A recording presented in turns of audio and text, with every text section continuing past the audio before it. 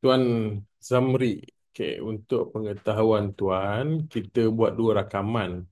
Satu rakaman ini adalah rakaman yang still lah, maknanya dia tak bergerak. Dia punya rakaman ni macam ni saja. So, dia tak bergerak dia punya rakaman. Boleh apa? Kalau kata kita pakai rakaman yang kedua, kita guna rakaman yang ni. Yang ini kita pakai handphone dan dia bergerak-gerak lah.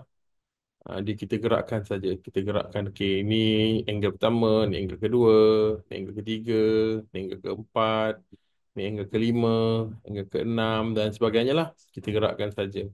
Okey, kemudian daripada segi editingnya pula kita edit begini. Uh, Editing, saya buka yang satu ni kot. Apa yang ini? Editing yang ini. Okey, kita buka yang editing. Okey. Kita buka dulu, tengok. Saga, saga, saga, saga, saga, saga, saga.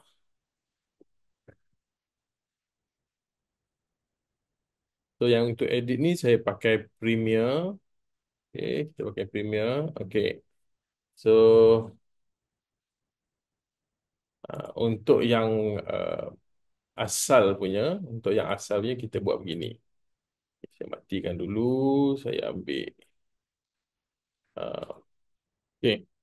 So, ini adalah content persuasion final project. Kalau tuan tengok dekat area sini ni. Ini yang kita dah potong. Ini yang saya dah potong-potong lah. Okay, kita dah potong-potong. Tapi asalnya video dia rupa dia macam ni. Okay, asal rupa dia video dia macam ni. Ini adalah video yang asal. Okay, video asal. Ini adalah video yang saya rakam guna handphone. Okay, ni dua video. Jadi apa yang kita buat adalah kita pergi pilih dua-dua.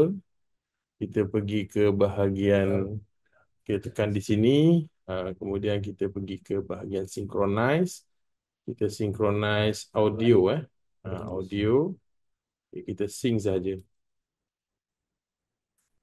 Dia tak ada masalah. Asalkan dua-duanya ada suara yang jelas, tak payah pakai mic. Okay. Makna yang bahagian ni, ini adalah bahagian yang video still tu.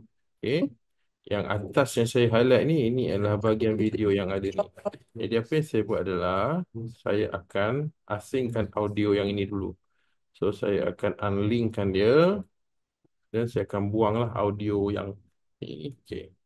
Kemudian saya akan tengoklah saya nak pakai yang mana.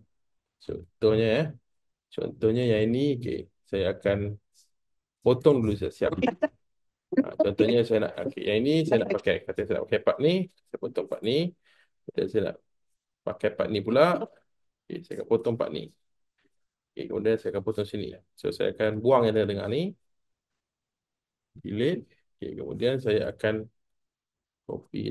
Sorry, yang ini saya akan potong juga kat sini. Okay, akan delete. Okay, secara matematiknya dia akan jadi macam ni lah. Jadi macam ni. Okay.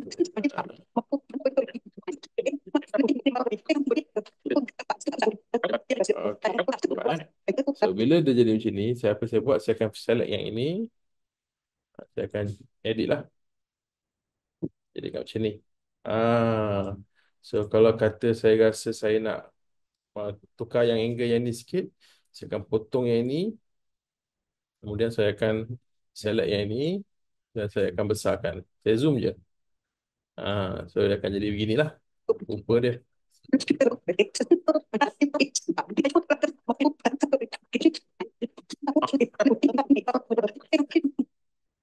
Cuma kat mana nak potong, macam mana nak jadikan dia supaya tak nampak macam starter ataupun buffer rate apa, poignant macam tergagap-gagap tu, itu kita kena carilah kat mana. Tapi secara matematiknya, secara teorinya, inilah dia. So, ini adalah angle yang berbeza. Nampak ni? Ini angle berbeza sikit. Okay, jadi saya potong macam ni je.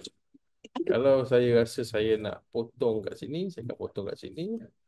Saya akan buang yang ini pula. So, dia akan jadi macam ni lah. Dia besar pula. Yang ni saya akan naikkan di atas. Ah, saya rasa nak bagi dia jauh sikit, dia macam ni sikit. Okay, harap membantu. Terima kasih. Assalamualaikum.